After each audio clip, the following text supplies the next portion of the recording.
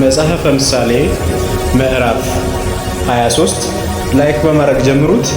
ከመኮንን ጋር ለመብላት በተቀመጠ ጊዜ በፊትህ ያለውን በደህና አስተውል። ሰውነት ቢሳሳ በጉሮሮህ ላይ ካራ አድርግ። ጣፋጩ መብል አይመርህ፣ የሐሰት እንጀራ ነውና። ባለጠጋ ለመሆን አትድከም፣ የገዛ ራስህ ማስተዋል ተው። በእርሱ ላይ ዓይንህን ብታዘወትርበት ይጠፋል። ባለጠግነት ወደ ሰማይ እንደሚበር እንደ ንስር ለራሱ ክንፍ ያበጃልና።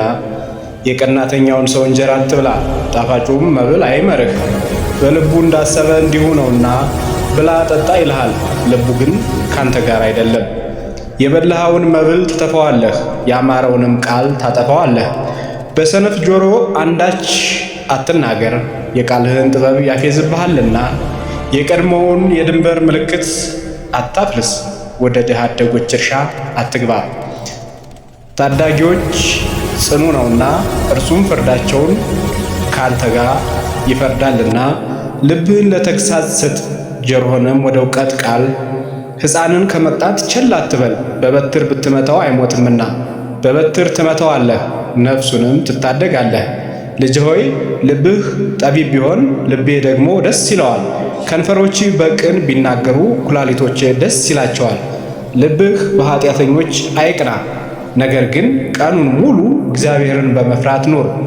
በእውነት ፍጻሜ አለህና ተስፋህ አይጠፋምና። ልጅ ሆይ ስማ፣ ጠቢብም ሁን፣ ልብህንም በቀናው መንገድ ምራ። የወይን ጠጅ ከሚጠጡ ጋር አትቀመጥ፣ ለሥጋም ከሚሳሱ ጋር። ስካር እና ሆዳም ይደህያሉ፣ የእንቅልፍን ብዛት የተቦጫጨቀ ጨርቅ ያስለብሳልና። የወለደህን አባትህን ስማ፣ እናትህንም ባረጀች ጊዜ አትናቃት። እውነትን ግዛ አትሽጣትም፣ ጥበብን ተግሣጽንም ማስተዋልንም። የጻድቅ አባት እጅግ ደስ ይለዋል፣ ጠቢባን ልጅ የወለደ ሐሴትን ያደርጋል። አባትህና እናትህ ደስ ይበላቸው፣ አንተንም የወለደች ደስ ይበላት። ልጅ ሆይ ልብህን ስጠኝ፣ ዓይኖችህንም መንገዴን ይውደዱ። ጋለሞታ ሴት የጠለቀች አዘቅት ናትና፣ ሌላይቱም ሴት የጠበበች ጉድጓድ ናትና። እንደ ሌባ ታደባለች፣ ወስላቶችንም በሰው ልጆች መካከል ታበዛለች። ዋይታ ለማን ነው? ሐዘን ለማን ነው? ጠብ ለማን ነው? ጩኸት ለማን ነው?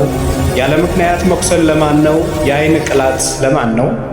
የወይን ጠጅ በመጠጣት ለሚዘገዩ አይደለምን? የተደባለቀ የወይን ጠጅ ይፈትኑ ዘንድ ለሚከተሉ አይደለምን? ወደ ወይን ጠጅ አትመልከት፣ በቀላ ጊዜ መልኩም በብርሌ ባንጸባረቀ ጊዜ እየጣፈጠህ በገባ ጊዜ በኋላ እንደ እባብ ይነድፋሉ፣ እንደ ፍኝትም መርዙን ያፈሳል። ዓይኖችህ ጋለሞታዎችን ያያሉ፣ ልብህም ጠማማ ነገር ይናገራል። በባሕር ውስጥ እንደተኛ ትሆናለህ፣ በደቀልም ላይ እንደተኛ። መቱኝ ያውም አልተሰማኝም፣ ወሰሙኝ አላወቀሁም። መቼ እነሳለሁ? ደግሜ ጨምሬ እሻታለሁ ትላለህ። የዛሬው ክፍል በዚህ ተጠናቋል። በቀጣይ ክፍል እስከምንገናኝ ድረስ ቸር ቆዩልኝ። ስላዳመጣችሁኝ አመሰግናለሁ።